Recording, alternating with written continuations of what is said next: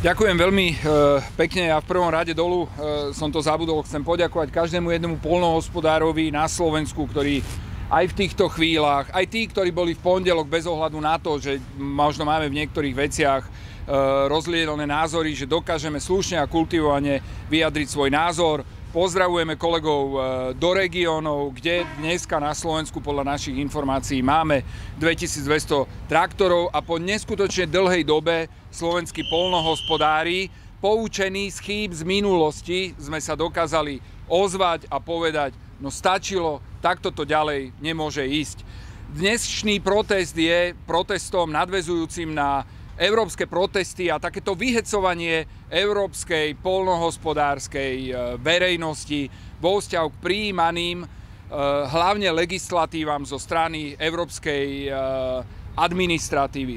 Slovenskí poľnohospodári nemohli ostať ticho a vysielajú rovnako jasný signál hlavne úradníkom do Bruselu.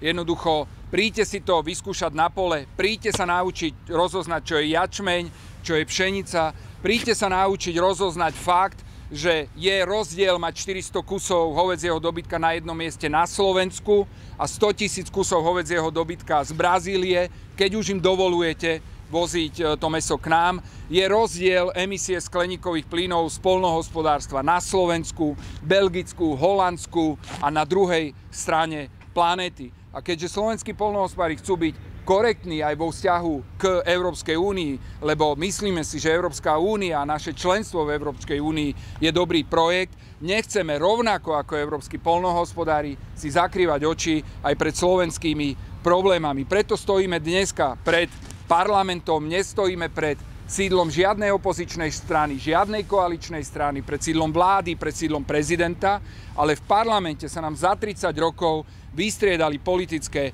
garnitúry. Každá jedna politická garnitúra, ktorá bola pri Kormido od roku 1993, brala slovenské agropotravinárstvo ako nutné zlo.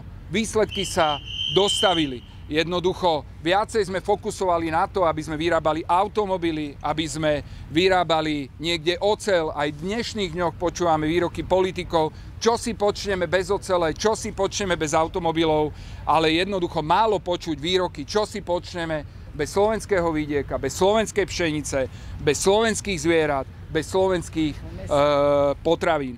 Môžem ísť pomaly historický exkurs od roku 2004, kedy boli robené prístupové rokovania. Absolútne z nášho pohľadu nevýhodne urobené, dobehlo nás to.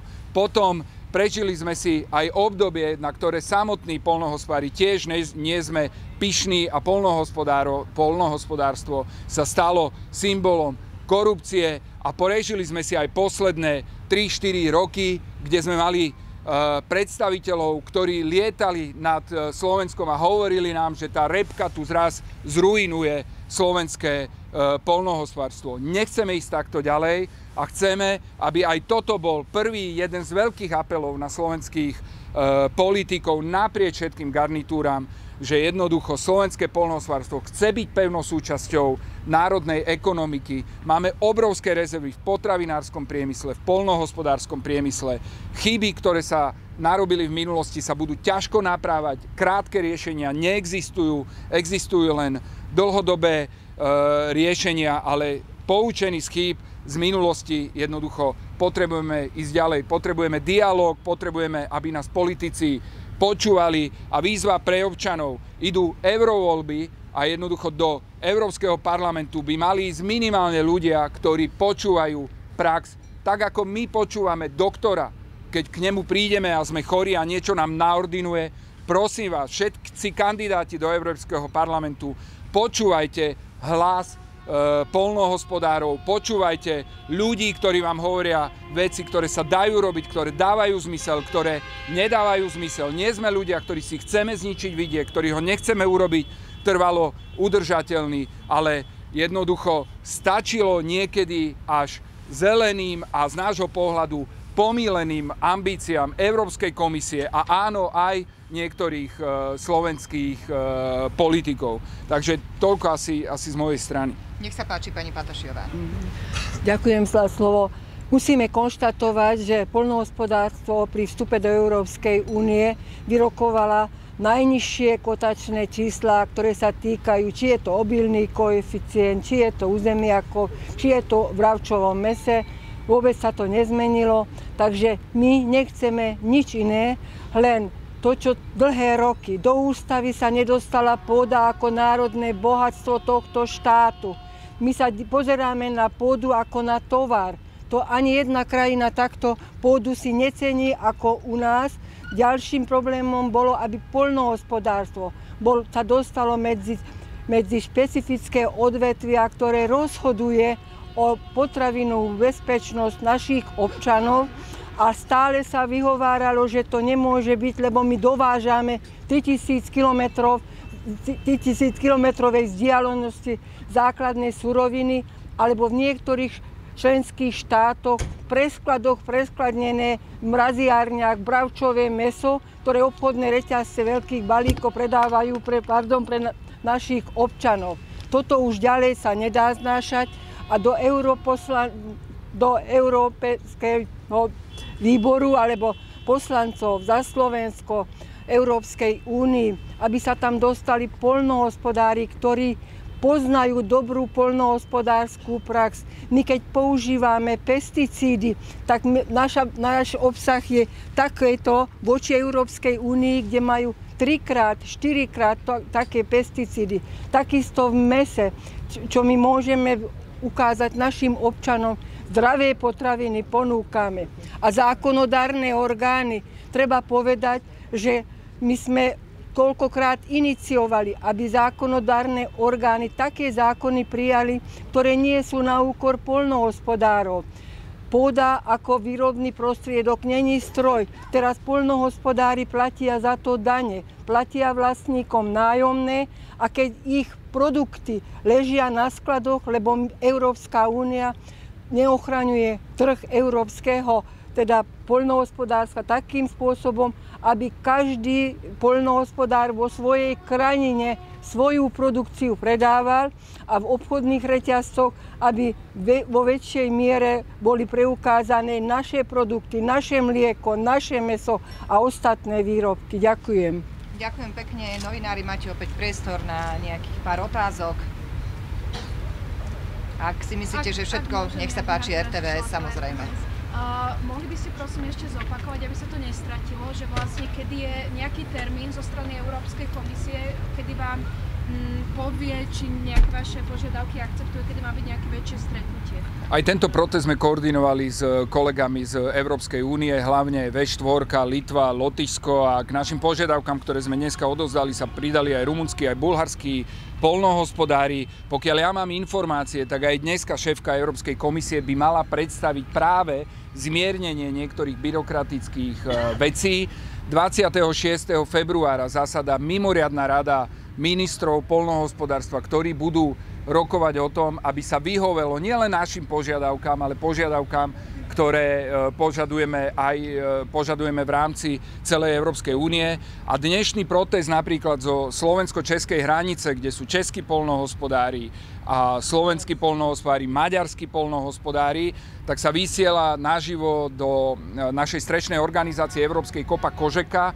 A pokiaľ ja mám informácie, tak možno sa zvážuje aj generálny štrajk v rámci celej Európskej únie, pokiaľ nebudú vyhovené požiadavky poľnohospodárom. Čiže ja počítam, že kľudne na Slovensku, pokiaľ sa niektoré veci nepohnú dopredu, hlavne v prístupe napríklad v slovenskom prípade k druhej modifikácii strategického plánu, lebo to je ten neuralgický bod, ktorý vyprovokoval celé tie európske protesty a vyprovokoval aj nás, kde nás nebolo vypočuté. A práve sme mali tých politikov, ktorí si mysleli, že naša krávička a naše pole je horšie ako to európske alebo to z tretích krajín, tak v priebehu kľudne 2-3 týždňov, pokiaľ bude koordinovaný postup v rámci Európskej únie, tak 100% sa pripojíme. A na tomto mieste chcem aj povedať, že slovenskí poľnohospodári aj týmto chcú dať verejný prísľub do budúcna, nielen Európskej komisie, ale aj národným vládam, pokiaľ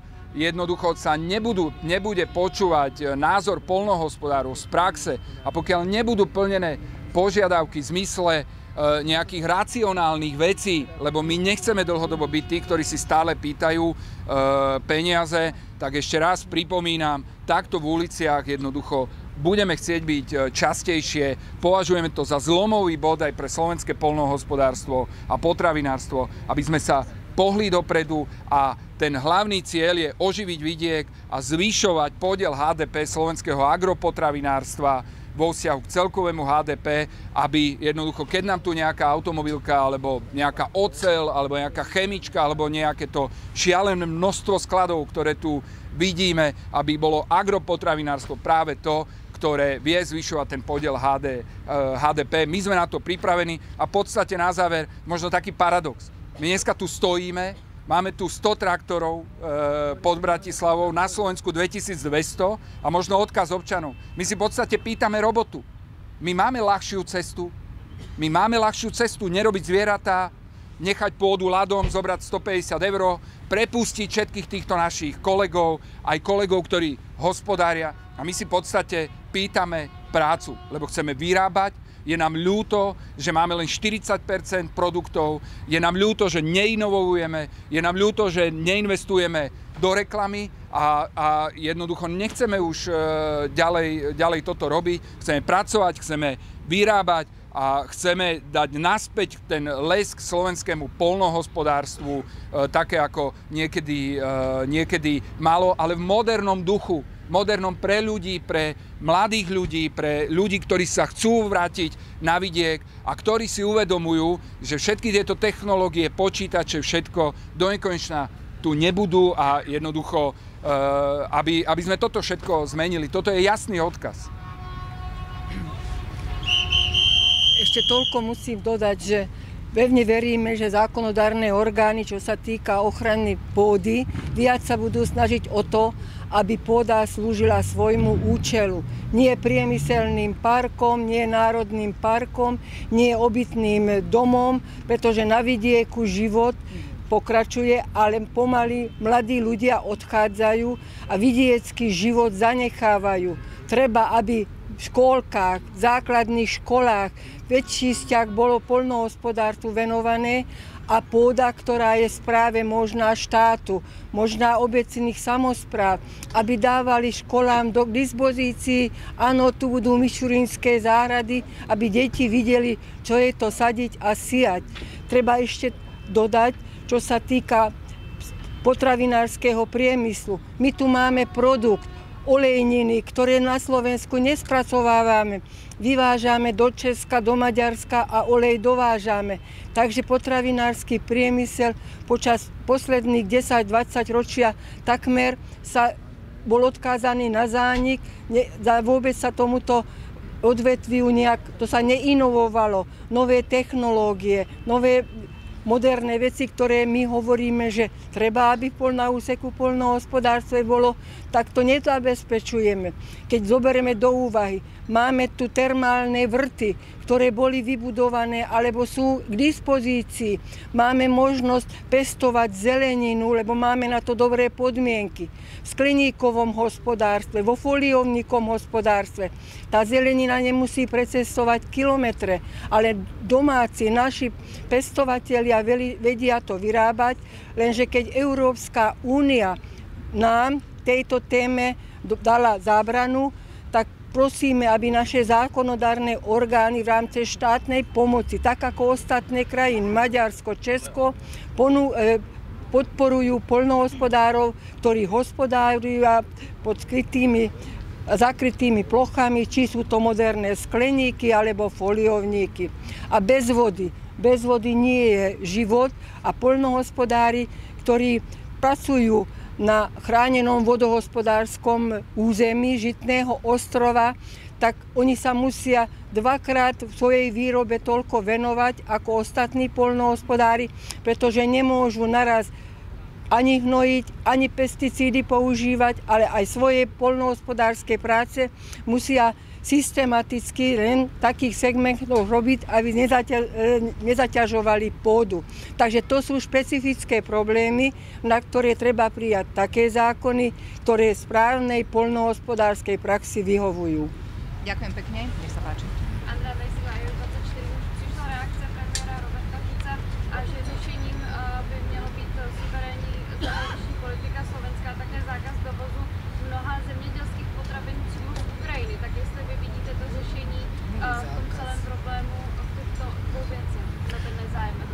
Pred 2 mesiacmi samozrejme sme privítali predĺženie toho riešenia, ktoré tu teda vzniklo, zákaz dovozu komodít a rozšírenie o med, cukor a všetko z Ukrajiny. To je všetko super, fajn, ale na Európe je otvorený európsky trh. To znamená, neskončilo to v Európe, na Slovensku fyzicky, ale skončilo to v Európe a cena krmnej pšenice na východe Slovenska je 110 eur. Čiže my dlhodobo voláme po celoeurópskom riešení. Dodávame k tomu, áno, Ukrajina problém. Európska únia precenila fakt, že európske poľnohospodárstvo nebolo pripravené na také rýchle otvorenie voľného trhu, bez pravidiel v podstate pre Ukrajincov, do voľného trhu. A takto to dopadlo. Európski poľnohospodári prirodzene sa cítia podvedení, dávajú potom do toho tú emóciu, možno ktorú častokrát aj tak necítia, ale to obilie malo skončiť v Afrike a skončilo v Európe. A jediný víťaz si všetci odpovedzte, kto je tejto hry, ktorá sa rozpútala v Európskej únii. Takže my vítame to, že vláda chce hľadať európske riešenia a v podstate chce blokovať dovoz potravín z tretích krajín, vrátane Ukrajiny. Zámerne hovorím tretie krajiny, aby sa to proste nezlúčilo všetko. Áno, teraz je problém Ukrajina, ale to je aj o 70% všetkých krmív pre hospodárske zvieratá niekde z Južnej Ameriky. Ďakujem pekne. Ja len do vysvetlenia, pán Mako, vy ste spomenul slovo generálny štrajk. To máme, predpokladám, že ste myslel asi protesty tohto charakteru celoeurópske. Už štrajk by znamenal, že by ste sa prestali starať o svoje hospodárstva, čo si aj neviem predstaviť. No aj dnes úprimne poviem, poľnohospodár, ktorý má 15 traktorov, 5 nechal doma, lebo seje cibulu, 10 poslal tuna. My začíname v zmysle európskych. To znamená, keď Kopa Kožeka, strešná organizácia všetkých poľnohospodárov, gro poľnohospodárov v rámci Európy, zaveli, že ústupky nie sú dostatočné a ideme v priebehu 2-3 dní zablokovať hlavné mestá, lebo to sa musí niekde sústrediť, musí to byť silný odkaz, tak slovenskí poľnohospodári sú na to pripravení. Ja úprimne poviem, len vo vzťahu k slovenským občanom, k Bratislave, k vidieku, sme neurobili to, že to, čo je teraz na západnom Slovensku, dohromady 1000 traktorov, za to dám ruku do ohňa, že západné Slovensko je plus minus takéto číslo, tak jednoducho sme nepohnali do Bratislavy. Vie si vôbec niekto predstaviť, že bolo na bratislavskom obchvate také zábery, ako ste videli v Berlíne, alebo v Paríži, alebo tu by sme palili pneumatiky, ale jednoducho, keď tie ústupky nebudú urobené a európski poľnohospodári sa budú vedieť ozvať, tak my jednoducho tiež do nekonečna nemôžeme byť ticho, tiež do nekonečna nemôžeme chodiť na DG Agri do Bruselu a povedať, nebudeme sa s vami ani baviť o tom,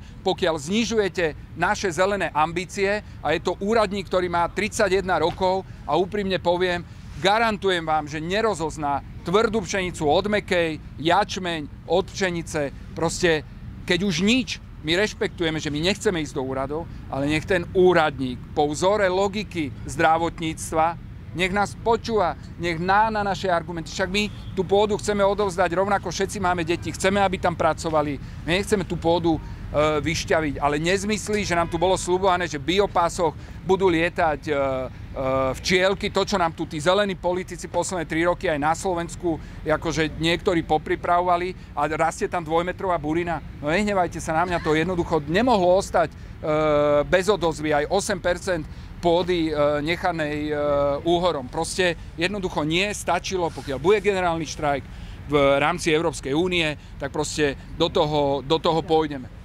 A myslím, že to v krátkej dobe môže byť otázka. Ďakujem. Ďalšie otázky? Ak nie sú, tak my vám veľmi pekne ďakujeme za váš záujem. A teraz tieto traktory sa vrátia a urobia pred budovou parlamentu kruh. A môžeme pokojne hovoriť o nejakom symbolickom kruhu, ktorý bude symbolizovať poľnohospodára, potravinára, pôdu a spotrebiteľa. A naspäť sa tieto traktory vrátia tam, kam patria, v prvom rade na naše polia, aby mohli začať pracovať a robiť jarné práce, aby sme my všetci mali čo napríklad v lete alebo na jeseň jesť. Ďakujeme ešte raz za pozornosť. Ďakujeme všetkým pekne.